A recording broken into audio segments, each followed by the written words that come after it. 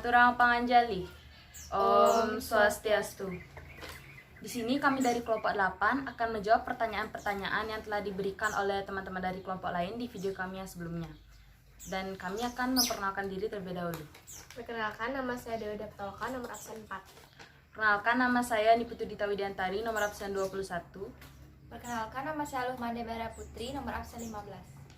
Jadi di sini kami akan mulai dari pertanyaan kelompok 2, yaitu seberapa besar peran sosok Surya Pranoto dalam pergerakan kaum buruh. Surya Pranoto memiliki peran yang besar dalam pergerakan kaum buruh pada masa pergerakan nasional. Surya Pranoto adalah orang yang mempelopori atau menggagas berdirinya Serikat Buruh dan Pekerja yang bernama Personil Public Bond atau PFB di Yogyakarta. Ia juga memimpin suatu kelompok barisan tenaga kerja yang bernama Adi Dharma. Selain itu, Surya Pranoto juga aktif dalam memimpin gerakan kaum buruh dan pekerja untuk melaksanakan aksi mogok karena tidak sewenang-wenang yang dilakukan oleh perusahaan atau pemilik modal serta rendahnya upah. Oleh karena itu, Surya Pranoto menjadi julukan si Raja Mogok. Baik, pertanyaan selanjutnya dari kelompok 6. Ada 2 pertanyaan, yaitu pertanyaan yang pertama, kenapa pekerjaan buruh dianggap sebagai pekerjaan yang rendah pada masa kolonial Belanda? Nah, pada masa kolonial Belanda, para buruh diperlakukan sama halnya seperti seorang budak, karena pada masa itu para pekerja dilakukan dengan sewenang-wenang dan secara tidak adil oleh para penjajah, serta memiliki upah yang rendah dan bahkan ada yang tidak memperoleh upah sama sekali. Selain itu, mereka juga dipekerjakan secara paksa oleh para penjajah pada masa tersebut. Lalu ke pertanyaan kedua, apakah pekerjaan buruh masih dianggap rendah di masa sekarang? Nah, sebelumnya, buruh pada masa kolonialisme dengan masa kini memiliki pengertian yang berbeda. Jika pada masa kolonialisme, buruh merupakan pekerja kasar seperti misalnya kuli kotor dan dipekerjakan secara paksa oleh bangsa penjajah. Namun pada masa kini, menurut pasal 1 ayat 3 Undang-Undang Nomor 13 Tahun 2003, buruh atau pekerja adalah setiap orang yang bekerja dengan menerima upah atau imbalan dalam bentuk lain.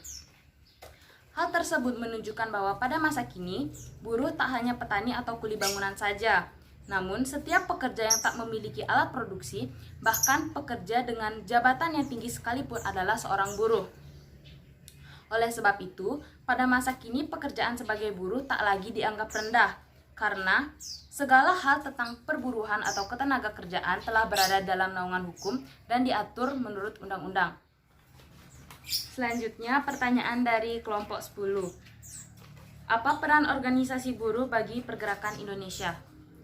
Kaum buruh memiliki andil yang besar bagi pergerakan Indonesia. Seperti yang kita ketahui, sejak masa kolonialisme, kaum buruh atau pekerja Indonesia selalu diperbudak dan diberlakukan secara tidak adil oleh bangsa penjajah.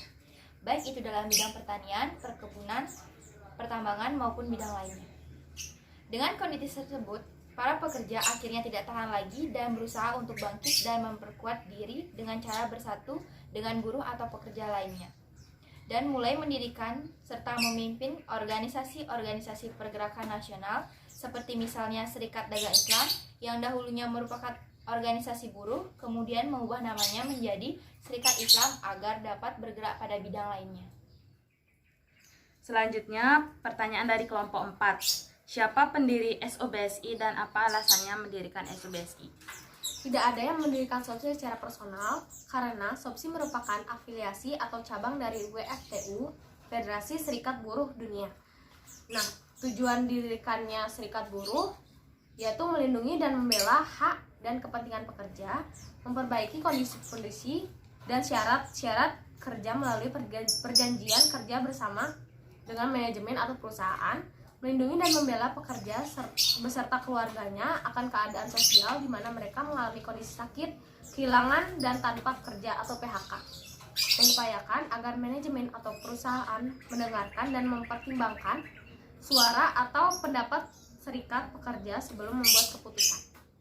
Baik, sekian dari Q&A dari kelompok kami.